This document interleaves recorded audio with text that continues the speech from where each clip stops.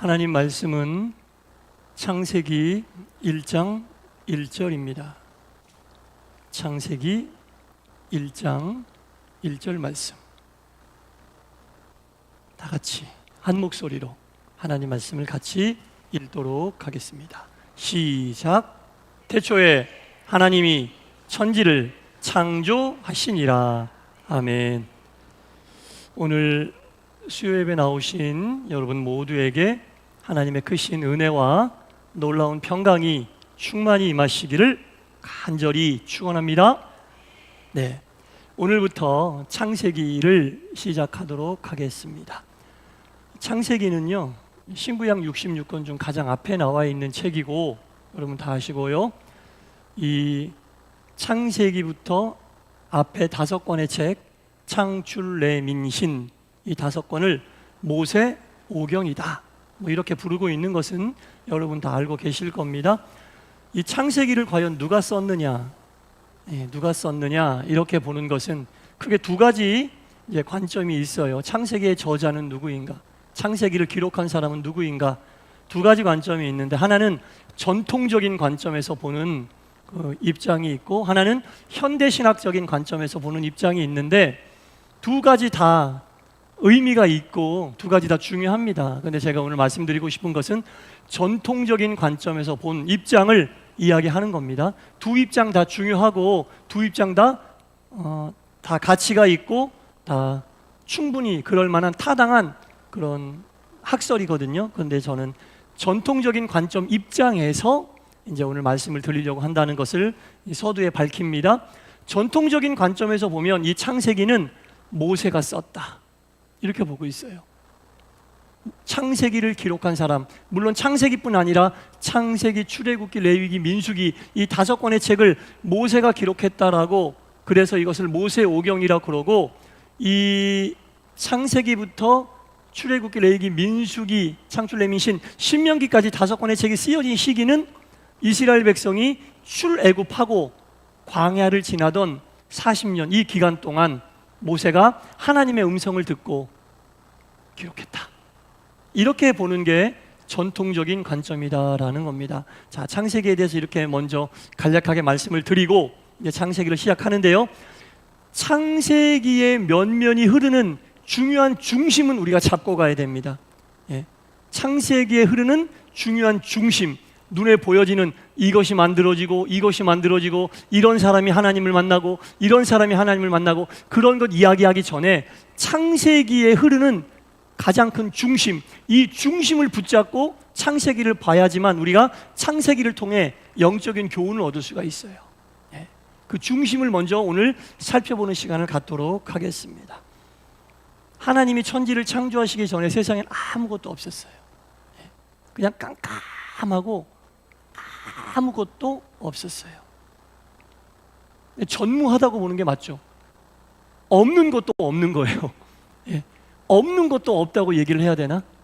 정말 아무것도 없는 전무한 그곳에 하나님께서 온 우주 만물 천지를 아름답게 창조하기 시작했다. 아무것도 없는데 하나님이 만들기 시작하셨다라는 겁니다. 그런데 무언가가 없을 때에 무언가를 만든다는 것은 어떤 목적과 이유가 있는 거예요. 하나님이 아무것도 없는 이 세상 가운데 당신의 능력, 당신의 말씀으로 하나씩 만들어가기 시작하는데, 이 만드시는 데에는 목적이 있고 이유가 반드시 있다라는 겁니다. 그 목적과 이유를 살펴보고 그것들이 주는 교훈이 우리가 창세기를 계속 살펴보면서 꽉 붙잡아야 될 창세기의 중심이다라는 겁니다. 창세기를 가장 먼저 받은 사람들은 누구인가? 제가 방금 말씀드렸죠. 창세기 누가 썼다고 그랬죠? 모세가 썼어요. 언제 썼다고 그랬죠? 광야 40년의 기간 동안. 우리는 보통 광야 40년의 기간을 광야 교회의 시간이라고 이야기합니다.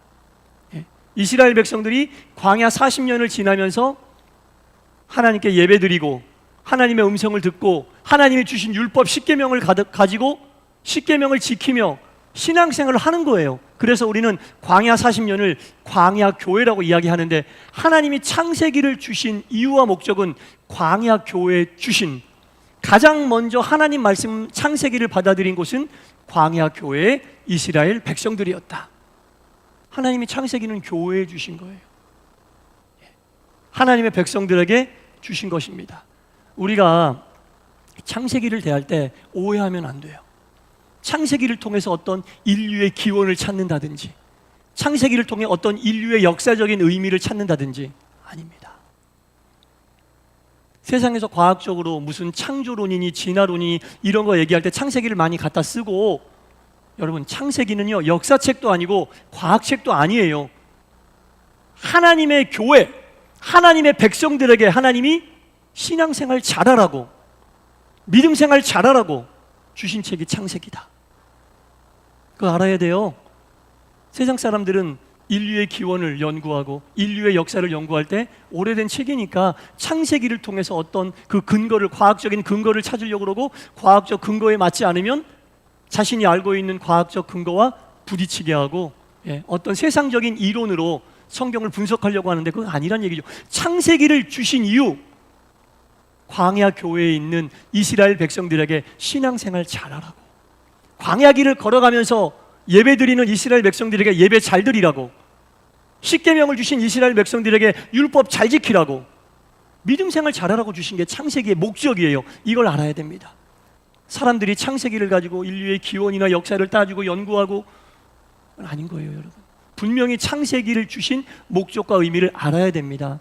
창세기는 가장 먼저 창세기를 받은 사람들, 광야 교회의 이스라엘 백성들, 그들이 40년 동안 광야에서 힘들고 어려운 광야 생활 속에서 예배드리고 율법 지키고 믿음의 길을 걸어갈 때에 잘해라, 어떻게 해야지 잘할 수 있다는 것을 알려주신 신앙의 지침서가 창세기지 과학책도 아니고 율법책도 아닌 거예요. 이걸 가지고 무슨 과학적인 근거를 찾아서, 노아의 홍수의 어떤 배경을 찾아서 그 배가 실제로 있었느냐, 이런 거 중요한 게 아니란 얘기죠, 여러분. 세상 사람들에겐 중요할지 몰라요. 과학자들에겐 중요할지 몰라요. 역사학자들에겐 중요할지 몰라요. 하지만 믿음의 길을 가는 성도들에게는 중요한 거 아닙니다.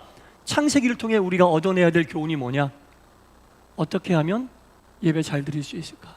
어떻게 하면 믿음의 길 잘 갈 수 있을까? 어떻게 하면 주신 말씀 붙잡고 잘 살아갈 수 있을까? 하나님이 그런 목적으로 모세에게 창세기를 쓰게 하시고 이스라엘 백성들에게 창세기를 주셨다라는 겁니다.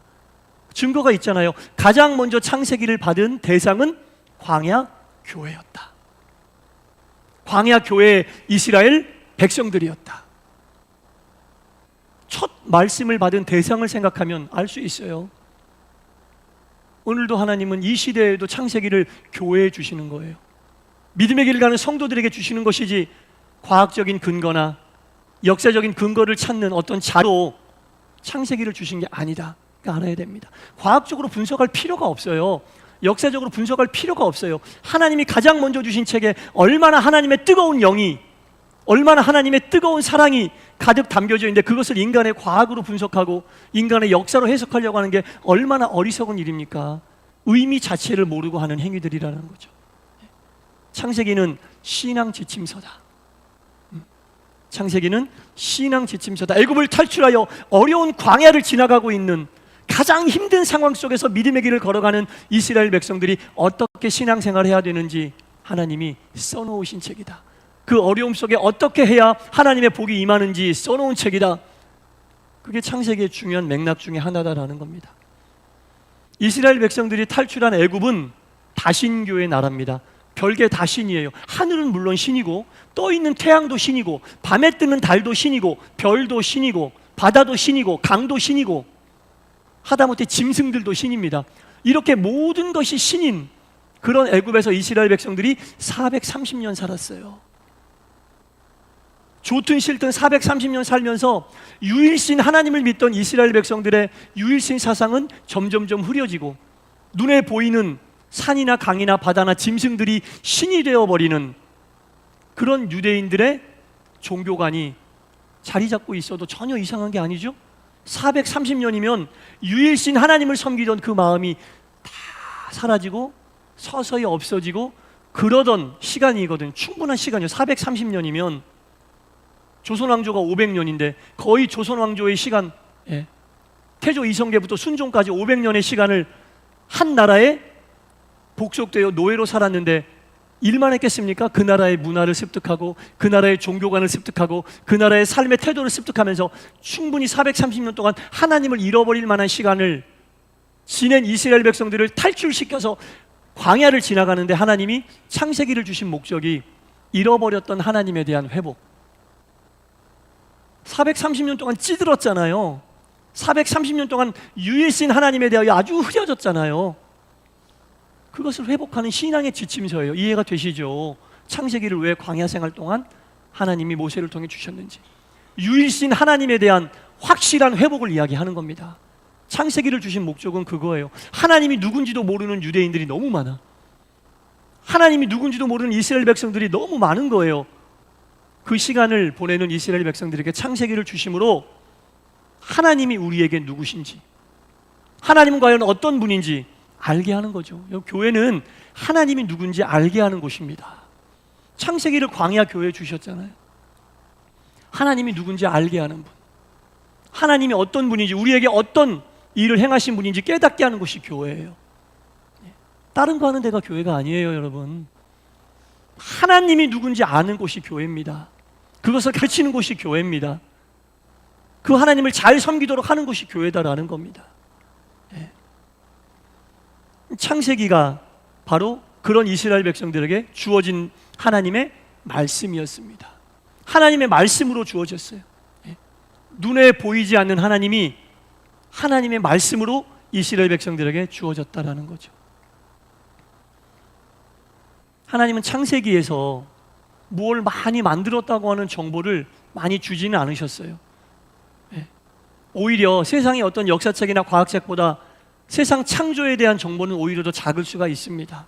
그러나 분명한 것은 하나님께서 이 책을 가장 먼저 받게 될 이스라엘 백성들에게 창세기를 주심으로 그 말씀을 듣는 자들에게 신앙을 북돋아 주시고 하나님이 왜 존재하시는 분인지 알려주시고 깨닫게 하셨다라는 겁니다. 그리고 그것을 깨닫는 게 축복이라는 것을 알게 하셨어요.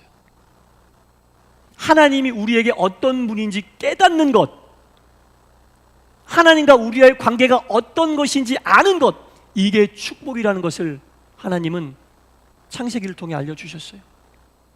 그리고 창세기에 나오는 모든 인물이 이것의 실질적인 예예요. 아브라함, 하나님이 어떤 분인지 깨닫고, 노아, 하나님이 어떤 분인지 깨닫고, 야곱, 요셉, 하나님이 어떤 분인지 깨닫는 것이 복이라는 것을 보여준 대표적인 예잖아요. 하나님을 몰랐던 사람들과 하나님을 알고 깨닫는 사람들이 어떻게 다른지 하나님이 다 예시로 보여주고 있는 거예요. 다 예시로 보여주고 있는 거예요. 이렇게 하나님을 믿고 깨달으면 복이고, 그렇지 않으면 저주다. 저주받는 것에 대한 예도 두 가지나 나와요. 크게. 하나는 노아와 반대편에 섰던, 끝까지 하나님을 받아들이지 않아 홍수의 심판을 받았던 사람들, 하나님을 깨닫지 못하고 하나님이 어떤 분인지 알지 못하고 하나님을 믿지 않았던 사람들의 끝이 어떻게 되는지. 또 하나는 소돔과 고모라의 불심판. 하나님을 창세기를 통해 알고 깨달은 사람들은 어떻게 복받고 존재하는지, 그리고 하나님을 깨닫지 못하는 자들의 끝이 어떤지 하나님은 분명하고 확실하게 보여주고 있다라는 겁니다. 하나님을 모르면요, 두려움 삶을 살 수밖에 없어요. 여러분, 하나님을 모르면 두렵습니다. 그 인간이 하나님을 모르기 때문에 두려워서 뭘 합니까? 점도 치러 가고, 자신의 궁금한 미래를 인간의 어떤 힘을 통해 알려고 하는 그런 일들이 있다라는 겁니다. 왜 찾아가요? 두려워서. 그러나 하나님을 알면 두려움이 없어요. 온 우주 만물을 창조하시고 하나님을 아는 것이 복이라는 것을 깨닫게 하시는 하나님을 알면 두려울 게 없는 거예요. 하나님을 알지 못하면 두려움이 생기고, 하나님을 알면 두려움이 없다라는 것을 분명히 창세기를 통해 하나님은 보여주고 알려주고 계신다라는 겁니다. 그래서 우리는 창세기를 통해 하나님이 우리의 창조주 되심, 그리고 창세기라는 책이 우리의 신앙 지침서이고 믿음의 지침서이고 예배의 지침서라는 것을 분명히 알고 이 창세기를 시작해야 한다라는 겁니다. 하나님은 창조주 하나님. 여러분, 창조주란 뜻이 뭐예요? 만들었다는 얘기잖아요. 잘 알아야 돼요. 우리가 하나님을 만든 게 아니라 하나님이 우리를 만들었다는 걸 알아야 됩니다. 이게 창조주와 피조물의 가장 큰 차이거든요. 근데 우리가 살다 보면 착각을 해요. 우리가 하나님을 만든 것처럼, 그런 생각을 가지고 신앙생활을 하는 사람들이 있어요. 우리가 하나님을 만든 것처럼. 그래서 우리가 하나님을 부리는 거지. 하나님이 우리를 만드셨는데 피조물이 하나님을 만든 것처럼 착각을 하는 사람들이 있어요. 믿음의 길을 가면서도 엄청난 착각인 거죠. 그 착각을 하면 어떻게 됩니까? 하나님의 말씀을 받아들이지 못하고 죄라는 것을 짓게 됩니다. 하나님이 우리를 만들었다는 것을 망각하는 순간, 우리가 하나님을 만들었다고 착각하는 순간 죄라는 것을 짓게 됩니다. 창조주와 피조물인데 어떻게 피조물이 창조주 위에 설 수 있겠습니까? 절대로 있을 수 없는 일이죠. 창조주 하나님을 고백한다는 것은 어떠한 경우에도 하나님 앞에서 우리는 겸손하고 낮아질 수밖에 없는 존재라는 것, 그것을 기억하는 거예요. 여러분, 창조주 하나님이 난 당연히 창조주 하나님이지, 입으로 고백하는 거하고 다른 거예요. 어떠한 경우에도 피조물은 창조주를 뛰어넘을 수 없는데 행여라도 우리가 하나님을 만들었다고 착각하면서 하나님 위에 서려고 하는 경우가 많이 있는데, 그것은 창조주 하나님과 피조물과의 관계 자체도 이해하지 못하고 있는 거예요. 창조주 하나님임을 인정하고 고백한다는 게 쉬운 일이 아니거든요. 하나님은 창조주이시고 우리는 피조물이다. 그 창조주 하나님이 어떻게 우리와 함께 하시느냐? 말씀으로. 창세기에 나오는 모든 피조물이 하나님의 무엇으로 지어졌죠? 말씀으로 지어졌죠. 그 시대의 말씀으로 온 우주 만물을 창조하셨던 하나님이 오늘 이 시대에도 우리와 말씀으로 함께 하신다는 거예요. 그 시대에 모세에게 말씀을 주시고 쓰게 하셨던 하나님이 이 시대에도 하나님 말씀을 듣게 하시고 쓰게 하시고 읽게 하신다라는 겁니다. 그래서 말씀으로 하나님이 우리와 함께 하고 있다. 그래서 말씀이 있는 자리에는 항상 우리가 있어야 되고요. 그게 하나님 만나는 자리니까. 말씀이 없이 무엇을 행한다? 하나님 없이 무엇을 행한다고 보면 딱 맞는 거예요. 아무리 세상 없는 세레모니가 있고, 아무리 세상 없는 의식이 있고, 아무리 세상 없는 사람들이 참가한 곳이라도 하나님 말씀이 없으면 그곳은 기독교 행사가 아닌 거죠. 사람들끼리 모였다 그냥 본인들 좋은 거 하고 흩어지는 그런 시간이 될 수밖에 없다라는 겁니다. 오늘도 설교를 통해, 말씀을 통해 우리와 함께 하시는 하나님, 이 말씀을 믿는 것이 창조주 하나님을 믿는 거예요. 여러분, 말씀을 듣고 말씀을 믿는 것이, 받아들이는 것이, 말씀을 안 듣고 거부하고 하나님을 거부하는 거예요. 말씀이 하나님이거든요.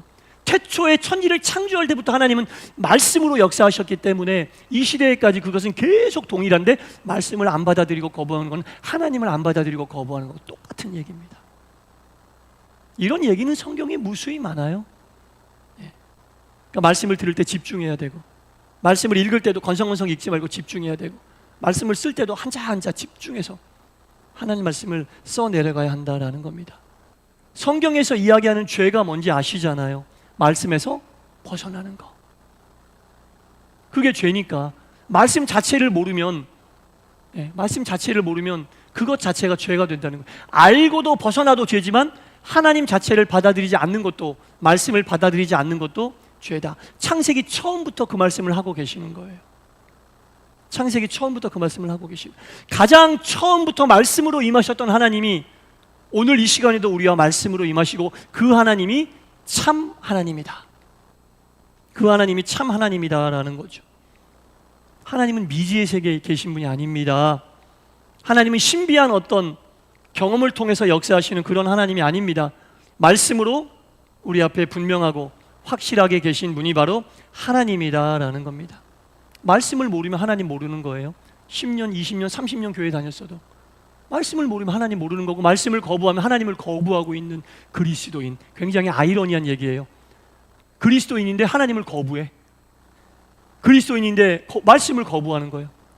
안 듣고. 누구를 해치고 도둑질해서 죄가 아니라 말씀을 거부하는 것이 성경에는 죄라고 이야기하고 있는 거예요. 그리고 그 죄의 결과가 어떻다는 것도 창세기에 아주 자세히 나와 있어요. 아주 자세히 나와 있어요.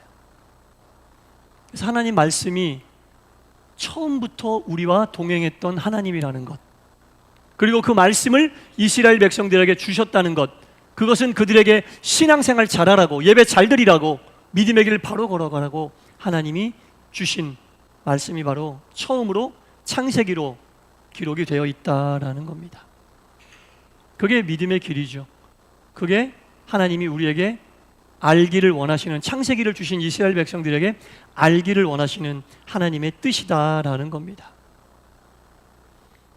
한 가지 짚고 넘어가야 될 게 있습니다.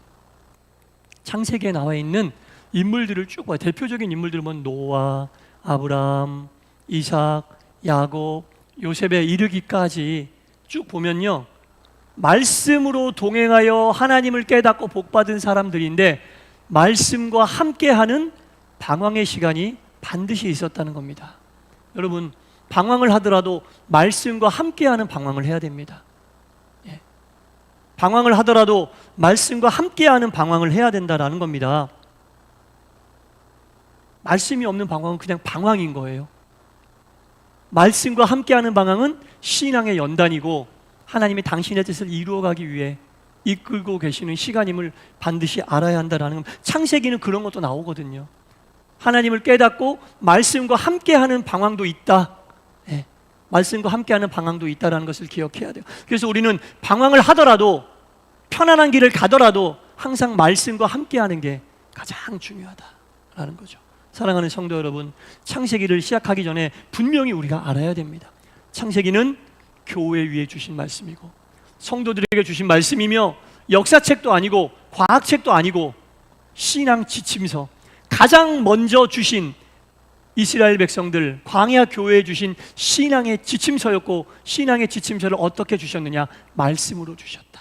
말씀으로 천지를 창조하시고 말씀으로 그들과 함께 하셨던 하나님이 오늘 이 시간에도 우리와 말씀으로 함께 하기를 원하시며, 이제 창세기를 쭉 살펴보면서 그 말씀이 어떻게 교회 위에 역사하시고 어떻게 성도들에게 역사하시는지 그걸 깨닫고 은혜를 받고 바른 믿음의 길을 갈 것을 다짐하고 결단해야 한다라는 겁니다. 바라기는 이제 이 창세기가 오늘을 살고 있는 우리와 또한 우리가 섬기는 동산교회 위에 말씀으로 바로 세워져서 우리의 믿음과 우리의 신앙이 말씀으로 더욱 곤고해지는 은혜로운 시간 될 수 있기를 주님의 이름으로 간절히 축원합니다.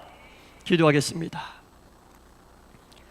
창세기는 애굽을 탈출한 이스라엘 백성들에게 하나님 주신 귀한 신앙의 지침서요, 믿음의 지침서였습니다.